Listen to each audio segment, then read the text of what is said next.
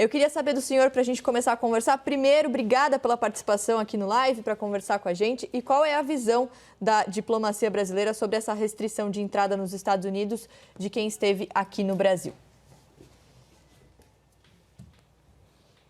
Bom dia, Mari. Bom dia, espectadores da CNN Brasil. Como a Núria explicou bem na reportagem dela, essa é uma medida que vem no contexto da preocupação com a epidemia de coronavírus. Se trata, na verdade, de uma atualização de medidas que já haviam sido tomadas aqui há mais tempo pelo governo americano para restringir a vinda de viajantes de países em que tem um grande número de casos de coronavírus, né? Esse número no Brasil alcançou um patamar X que, enfim, levou eles a anunciarem isso, decidirem isso agora ao longo do final de semana.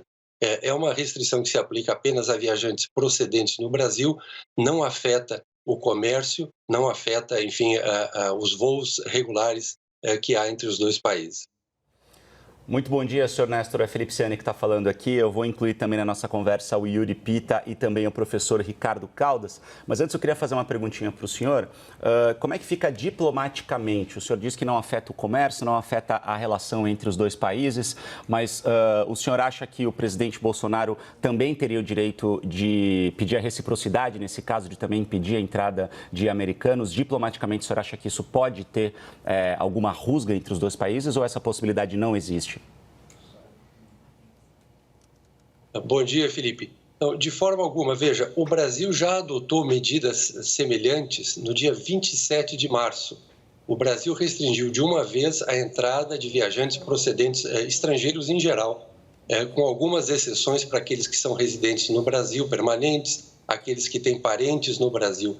A medida adotada pelos americanos agora, 2 meses depois, é uma medida semelhante a essa que o Brasil já havia adotado. Então, a reciprocidade, se fosse aplicada, seria eles que estão aplicando agora. Mas, na verdade, não é uma questão de se falar de reciprocidade, sim é uma questão de saúde pública e de preocupação com o trânsito de pessoas que possam levar o vírus nos dois sentidos, né, de um lado e de outro. É interessante também, enfim, nós estivemos em contato com a Câmara durante todo esse período aqui, agora desde que se cogitaram essas medidas, e houve um esforço muito grande da assessoria do presidente Trump, do próprio presidente, de deixar claro que essas medidas têm exclusivamente um caráter de saúde pública e, para deixar isso mais claro ainda, ele fez acompanhar as medidas de um anúncio de um presente para o Brasil na forma de 1.000 respiradores mecânicos, os ventiladores, esses que são tão importantes nesse momento de combate à pandemia, que foram ofertados ao governo brasileiro. Embaixador, eu tenho uma dúvida, eu posso fazer a pergunta agora? Ricardo, vamos só deixar pela ordem, só para a gente organizar um pouquinho mais. Vamos deixar o Yuri perguntar e aí depois a gente passa para o senhor, professor. Perdão. Vamos lá, Yuri. Então, obrigado, embaixador. É o Yuri Pita aqui de São Paulo. Obrigado por participar conosco aqui nessa entrevista. Eu queria extrapolar um pouco a questão diretamente ligada a Brasil e Estados Unidos nessa questão, porque há uma preocupação, a gente vê muita gente comentando sobre a imagem do Brasil no exterior. Queria uma avaliação do senhor, que tem experiência para isso, para fazer uma avaliação de como outros países têm visto a atuação do Brasil no enfrentamento da pandemia. Obrigado, Yuri. Bom dia. Olha, aqui nos Estados Unidos eles têm acompanhado os esforços do governo brasileiro. Enfim, algo que ficou claro, me parece, perante a opinião pública aqui nos Estados Unidos e talvez em outros países também, é a preocupação que tem orientado o presidente Bolsonaro, o governo federal brasileiro, de procurar enfrentar a crise em todas as suas dimensões, né? Não reduzi-la a só uma questão de saúde pública ou só uma questão econômica ou só uma questão social. Na verdade, ela é tudo isso ao mesmo tempo e nós temos aqui esclarecido, passado esta mensagem, tem sido bem recebida, que a forma de enfrentar a pandemia é procurar tratá-la em toda a sua complexidade, em todos os imensos desafios que ela traz em várias áreas, né? Bom, agora vamos incluir o professor Ricardo, que está ali também já para conversar com a gente, para ajudar a gente a fazer essa entrevista, para falar sobre a decisão do presidente dos Estados Unidos, Donald Trump, de restringir, então, a entrada de pessoas que tiveram aqui no Brasil. Professor, sua pergunta, por favor. Muito obrigado. Bom dia, embaixador. O professor Ricardo Caldas, da Universidade de Brasília. Eu tenho a seguinte dúvida. Muitas vezes, quando há essas restrições, especialmente nos Estados Unidos, para países que estão com alguma doença, algum tipo de problema, é muito comum o governo norte-americano emitir os famosos warnings, né? Aqueles avisos para que os norte-americanos, os estadunidenses, né, não se dirijam àqueles países para evitar uma doença, algum tipo de contaminação, uma endemia, etc. Nesse caso, além da proibição dos brasileiros ou de estrangeiros que passaram pelo Brasil, os Estados Unidos fez alguma recomendação ou incluiu alguma sugestão para que os americanos também não venham ao Brasil ou não há nada ainda, por enquanto, do lado contrário, ou seja, oriundo dos Estados Unidos para o Brasil? Já há alguma coisa concreta nisso, nesse ponto? Bom dia, professor Ricardo. O que há é a atualização das informações sobre o número de casos. O Departamento de Estado mantém um alerta para viajantes que queiram ir ao Brasil. E isso tem sido feito, enfim, não apenas com relação ao Brasil. Eu falei nisso, né, essa atualização de uma medida que já havia sido tomada. Começou isso lá no final de janeiro para viajantes procedentes da China. Foi atualizado depois para incluir Irã, a União Europeia, a Inglaterra. Enfim, há um monitoramento de todos esses países. Agora, o Brasil, com um número de casos também expressivo, se junta a esses e aos alertas naturais a viajantes sobre o número de casos que estão ocorrendo nos países. Né? Obrigado, embaixador. Bom, vamos incluir também a Basília Rodrigues. A gente também tem outras perguntas, mas vamos ser justos aqui, deixar a Basília também fazer a pergunta dela, que obviamente também tem muitos assuntos para repercutir com o embaixador, né, Basília?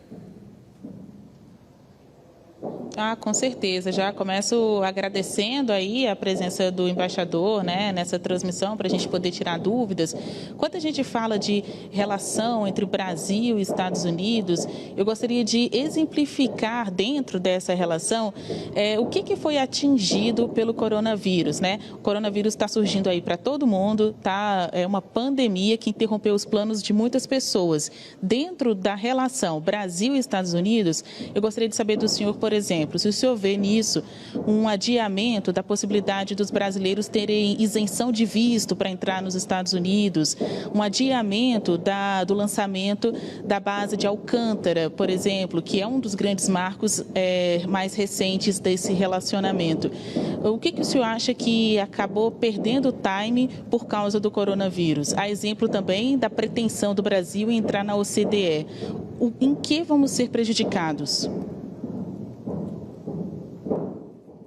Bom dia, Basília. Excelente pergunta.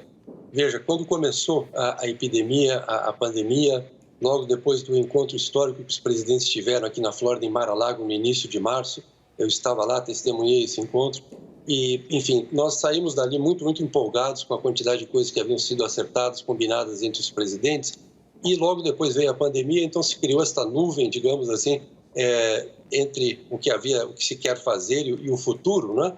E despertou a preocupação de que talvez houvesse uma desaceleração muito grande, que a agenda ficasse prejudicada. Eu vou lhe falar que nós fizemos um esforço enorme e não é exagero retórico dizer que a agenda está andando, não perdeu o seu momentum, a sua dinâmica, nós estamos avançando. Você mencionou Alcântara, nós temos aí uma quantidade de empresas americanas interessadas em se valer do lançamento de satélites da base de Alcântara no Brasil, que talvez seja o melhor lugar no mundo para se lançar satélites. Esse pessoal está em contato com a Agência Espacial Brasileira, esse diálogo está avançando, como está avançando também o diálogo na área econômico-comercial.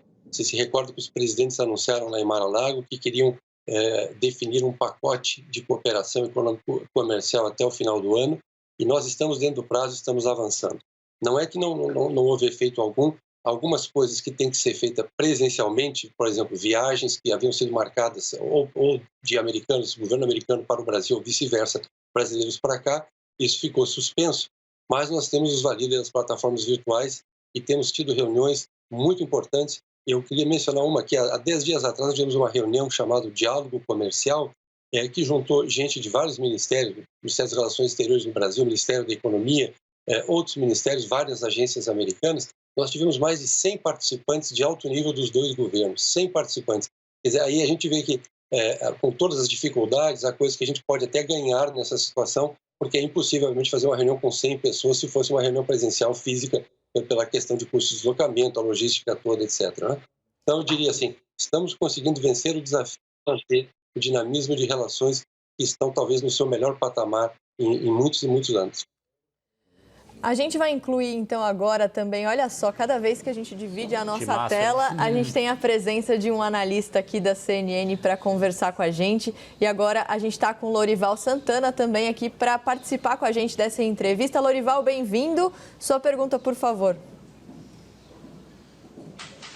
Bom dia a todos. Embaixador, no dia 30 de abril, depois que o presidente Trump fez aquele comentário com o governador DeSantis da Flórida, o senhor enviou uma mensagem ao governo americano pedindo que reconsiderasse essa ideia, mas aparentemente, principalmente com o aumento de casos e de mortes aqui no Brasil, né, o Brasil se tornando o novo epicentro do coronavírus no mundo, os Estados Unidos então tomaram uma decisão igual a que havia tomado no final de janeiro em relação à China.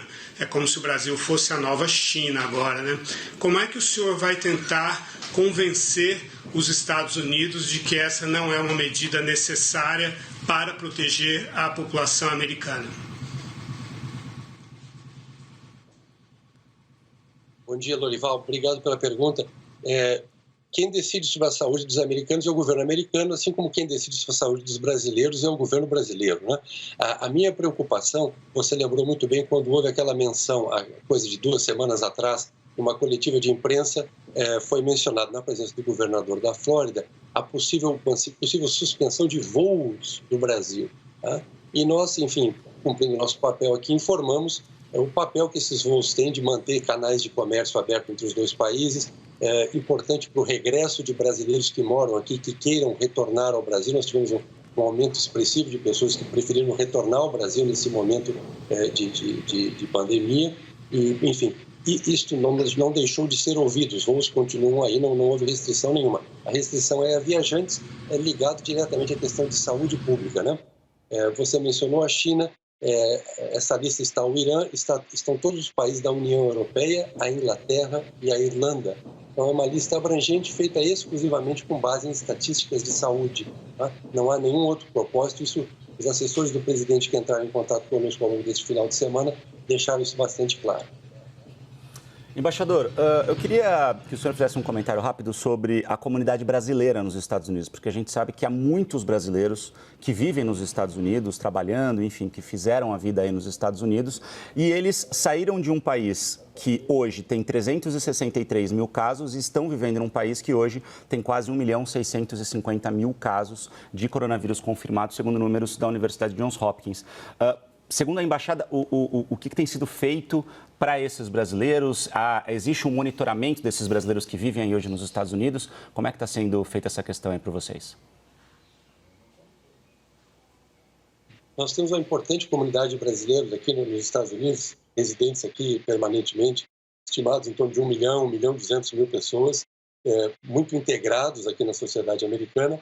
Ao mesmo tempo, eu diria que a maior parte deles faz questão de manter vínculos com o nosso país. Isso é feito, sobretudo, por intermédio dos nossos consulados. Nós temos 10 consulados que cobrem geograficamente os Estados Unidos inteiro.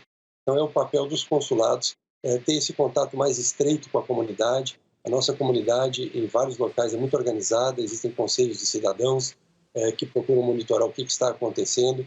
E, enfim, os consulados têm procurado prestar também, na medida do possível, toda a assistência emergencial cabível nesses casos. Nós tivemos um esforço enorme do Itamaraty, vocês registraram aqui, de repatriação de brasileiros. Foi algo inédito na história. Eu tenho 36 anos de Itamaraty, nunca tinha visto um esforço dessa dimensão.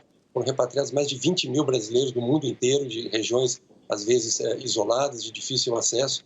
E, enfim, aqui nos Estados Unidos também houve um trabalho importante de facilitação de regresso de brasileiros que estavam aí retidos em cruzeiros, tripulação desses navios e assim por diante. Bom, vamos incluir a Basília também, que Basília quer fazer uma pergunta, né, Basília?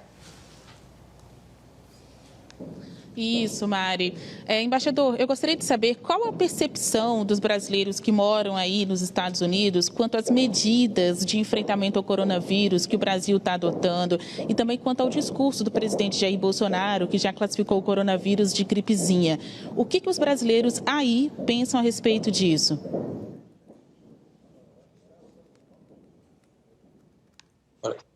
Como eu disse, os brasileiros aqui, a opinião varia bastante de acordo, inclusive, com a região aqui, porque há diferentes medidas adotadas aqui nos Estados Unidos, né?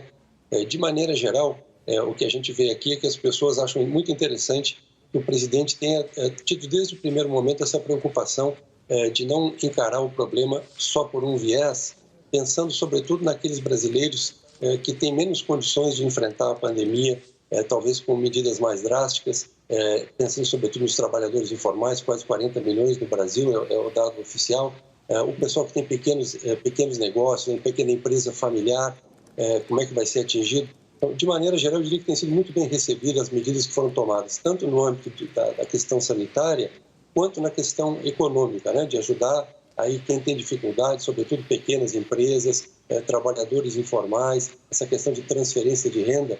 Você sabe, Basílio, que na reunião agora que houve aqui virtual anual do Fundo Monetário, do Banco Mundial, o Brasil foi singularizado como um país que fez medidas exemplares nessa área de auxiliar as populações mais vulneráveis. Então, óbvio, isso tem um efeito, as pessoas percebem aqui e em geral, aprovam. Embaixador, eu queria fazer uma pergunta em relação ao prazo disso, né? Ontem a gente estava aqui no plantão CNN quando a notícia chegou e os nossos correspondentes, inclusive, tinham falado que era uma decisão que já era esperada, né? O conselheiro de segurança da administração americana, ele deu uma entrevista dizendo que o governo americano faria esse anúncio ainda ontem, foi o que aconteceu. E, segundo ele, funcionários da Casa Branca esperavam que o bloqueio fosse temporário, isso nas palavras desses funcionários. A gente tem alguma previsão em relação a isso? Muito bem lembrado. É importante enfatizar isso. É uma medida de caráter temporário, como foram as medidas tomadas com relação aos outros países que eu mencionei aqui, os países europeus, a China, Irã, etc., né, Inglaterra. É uma medida temporária. O que vai permitir que seja revista essa medida é a evolução do número de casos, de novos casos. Há uma métrica específica aqui adotada pelo Centro de Prevenção e Controle de Doenças, o CDC. Isto, então, é algo objetivo, não é algo de preferência ou de querer, enfim, resolver a situação mais rapidamente. Vai ser algo objetivo com base na evolução da epidemia no Brasil, que esperamos aí já estejamos virado a curva, aí, que já esteja em fase de achatamento e diminuição de casos em muito breve. Bom, vou passar a bola agora para o Lorival. Parece que ele está na mesma sala que o embaixador, mas, na verdade, o embaixador está nos Estados Unidos e o Lorival está aqui em São Paulo. E os dois estão num cenário bem parecido ali, né, Lorival? A gente lê os mesmos livros, né, embaixador? Exatamente. Eu queria perguntar sobre vacina. Essa é a nova frente, obviamente, de combate ao coronavírus. Os Estados Unidos estão queimando etapas, estão tentando caminhar muito rapidamente no desenvolvimento e até chegar à etapa de comercialização da vacina. Nós temos centros de excelência de produção de vacina, aqui como o Fiocruz e o Instituto Butantan. O Brasil ficou um pouco de fora do esforço liderado pela OMS, da coalizão, mas agora está tentando entrar nesse grupo. Agora, como o senhor menciona, as relações Brasil-Estados Unidos estão num momento muito bom. Há alguma movimentação do Ministério da Saúde, passando naturalmente pelo Itamaraty, pela Embaixada do Brasil nos Estados Unidos, para que os insumos, a tecnologia, enfim, aquilo que se desenvolva de vacina possa chegar o mais rapidamente possível para ser produzido aqui no Brasil? Posso acrescentar um ponto nessa pergunta? Bem lembrado, Lorival. Posso aproveitar um gancho? Fazer um gancho? Nós estamos aqui. Perdão. Pode sim, professor, por favor. É só para aproveitar a pergunta dele, claro. Fazer só uma complementação. Aquele laboratório Gilead, ele está produzindo Remdesivir, como nós sabemos, e ele já ofereceu a patente do Remdesivir para 127 países. E, infelizmente, o Brasil não foi incluído nessa lista. É possível fazer alguma gestão para o Brasil ser incluído na lista de países que podem ter acesso à patente do Remdesivir, já que esse medicamento reduz o tempo de permanência dos infectados em 30%, em média de 15 para 11 dias?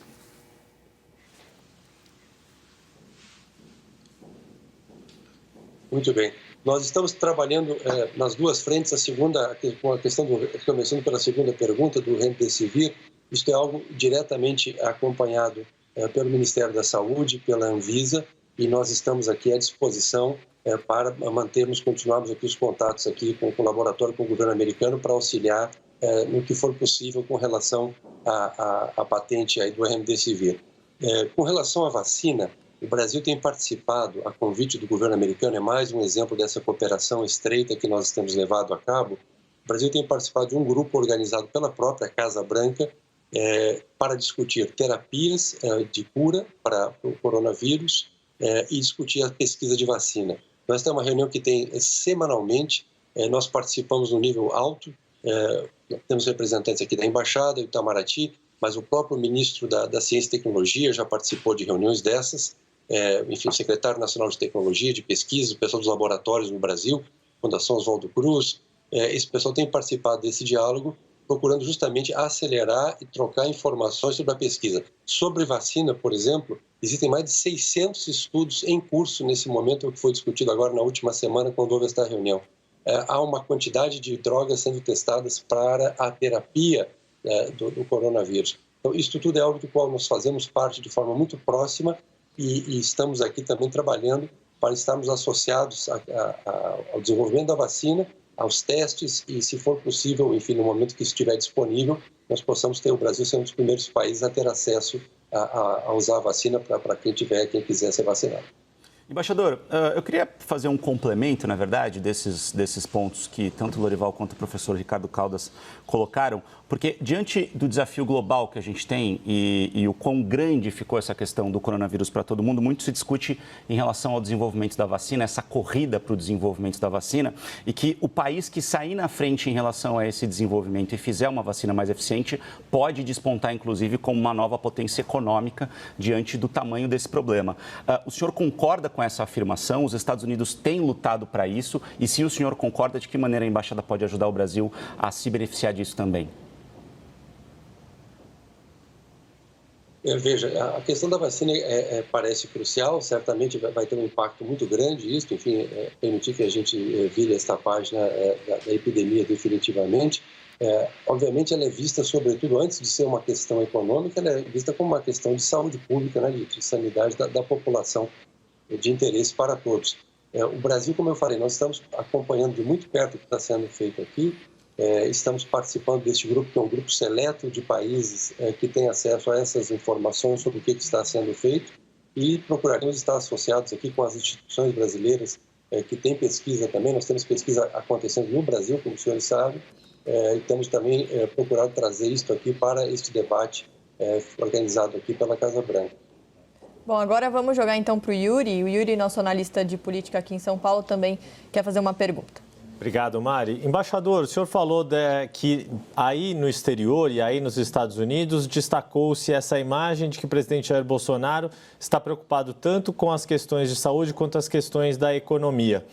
Minha pergunta, então, para o senhor é relacionado justamente a esse momento pós-pandemia, a preocupação com a retomada das atividades econômicas e a recuperação da queda de atividade econômica que certamente haverá aqui no Brasil numa ordem bastante expressiva. Que papel que o senhor pretende ter na venda do país, digamos assim, da imagem do país como potencial polo de atração de investimentos de capital estrangeiro para o país, que é uma dependência histórica do Brasil de poupança externa para a realização de investimentos, e que tipo de dificuldades que o senhor imagina ter neste momento pós-pandemia em função da repercussão das ações que o Brasil tem tomado no exterior? Muito boa pergunta. O desafio é enorme para o Brasil, para todo o país, né?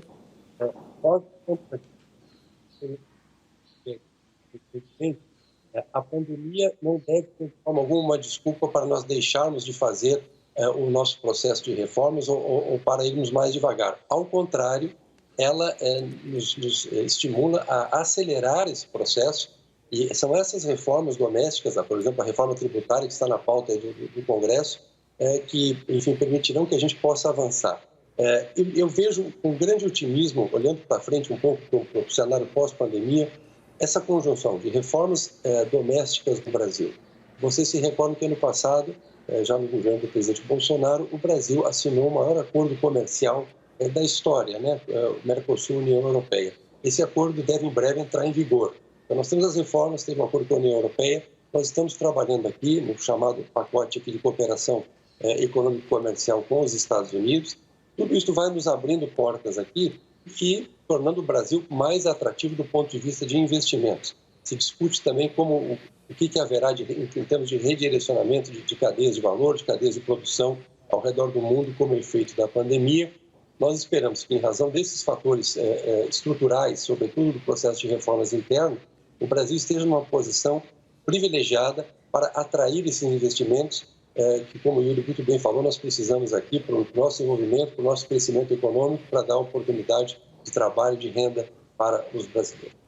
Bom, para você que chegou agora, a gente está conversando com o Nestor Foster, ele é encarregado de negócios da Embaixada do Brasil em Washington. A gente começou a conversar com ele a partir de um link que a gente fez de uma conversa com a Núria, falando sobre o impedimento de pessoas que passaram pelo Brasil de entrarem nos Estados Unidos, né, Núria? E agora a gente acabou ampliando um pouquinho o leque das nossas discussões, também aproveitando a presença do embaixador para falar sobre vários assuntos da relação Brasil-Estados Unidos. E agora a Núria continua aqui com a gente, obviamente vai ter perguntas, porque ela está em Washington junto ali com o embaixador, né, Núria? Felipe, bom dia, embaixador, bom dia a todos. Eu gostaria de fazer uma pergunta a respeito dos brasileiros que moram nos Estados Unidos, né? A gente tem informações de que os imigrantes são entre os mais afetados economicamente, porque perderam o trabalho, muitas vezes estão recebendo menos, trabalhando menos horas, mas também porque muitos deles não têm planos de saúde. E a saúde é muito cara aqui nos Estados Unidos, né? Eu conversei com pessoas que estão enfrentando a Covid-19 e as contas dos hospitais estão chegando depois disso. Então, eu queria saber do embaixador se tem algum plano, alguma orientação para a população brasileira que vive nos Estados Unidos nesse sentido.